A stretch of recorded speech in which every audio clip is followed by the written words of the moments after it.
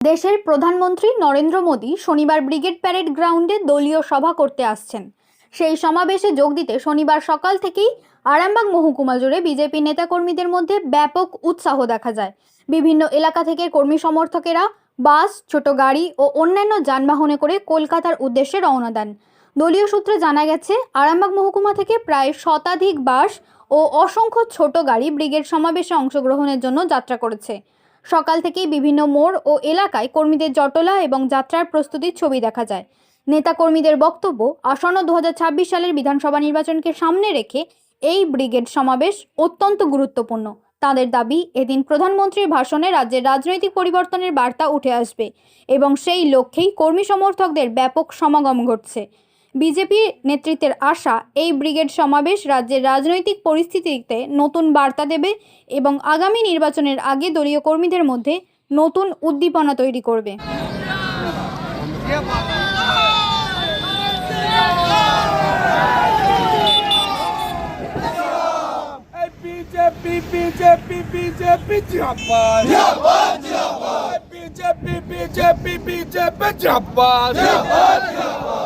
আজকের ব্রিগেডে তলে তলে যোগ দেন, নরেন্দ্র মোদী সভার ব্রিগেডে তলে তলে যোগ দেন।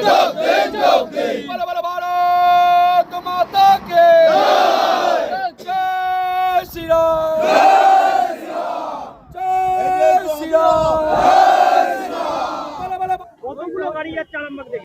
আরামবাগ বিধানসভা থেকে 45 থেকে 50টা বাস যাচ্ছে।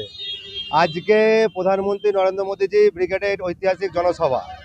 আজ সামনে 26 বিধানসভা নির্বাচনকে সামনে রেখে আজ সেই ব্রিগেড ময়দান থেকে পরিবর্তনের ডাক দেবেন আমাদের সম্মানীয় প্রধানমন্ত্রী নরেন্দ্র মোদীজি।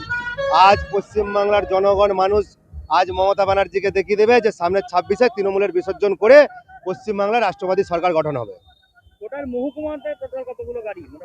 মহকুমাতেও মোটামুটি আমাদের মহকুমা যদি ধরি, মহকুমায় 250-র ওপরে বাস যাচ্ছে এখান থেকে, প্লাস ট্রেন, প্রাইভেট কার নিয়ে সংখ্যা যাচ্ছে।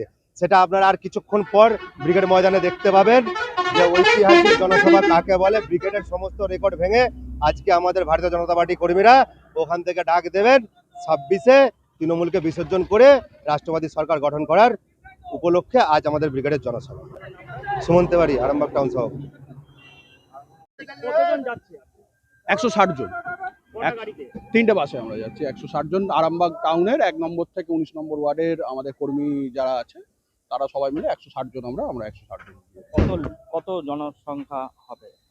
দেখুন, আমরা রাজনৈতিক কর্মী, আমি আমার দলের হয়ে আমি 15-20 লাখ বলতে পারি, কিন্তু যে জনসমাগমটা হবে সেটা মিডিয়াতেও দেখা যাবে।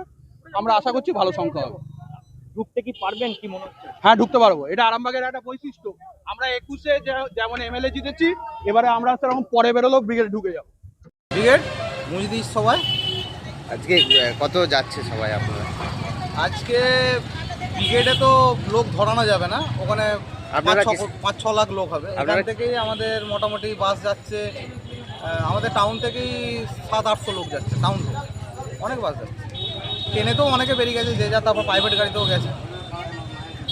আপনার নাম দাদা? সঞ্জীব হেলা। আজকে আমরা পরিবর্তন সংকল্প নিয়ে 26-এ যে বিজেপি সরকার আসতে চলেছে তারই আজকে সূচনা আমরা করতে চলেছি।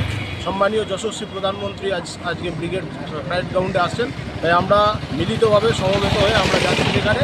আজকে আমরা আমাদের জমায়েতের মধ্য দিয়ে তৃণমূলের বিসর্জনের আমরা সূচনা বা ঘণ্টা আমরা বাজিয়ে দেবো আজকে। আপনার নাম দাদা? বিশ্বজ্যোতি মণ্ডল, আরামবাগ সাংগঠনিক জেলা অফিস সেক্রেটারি এবং আরামবাগ অ্যাসেম্বলির কনভেনার আছে। শীততাপ নিয়ন্ত্রিত অত্যাধুনিক রেস্টুরেন্ট ময়ূখ রেস্টুরেন্ট। এখানে পাবেন চাইনিজ, পোলাও, বিরিয়ানি, তন্দুরি সহ সমস্ত রকম খাবার। এছাড়াও কাস্টমারদের সুবিধার্থে হোম ডেলিভারির বিশেষ ব্যবস্থা রয়েছে। পাশাপাশি যে কোনো অনুষ্ঠানের জন্য ভাড়া দেওয়া হয়। আমাদের ঠিকানা খানাকুল হেলান সংলগ্ন তিলক চক।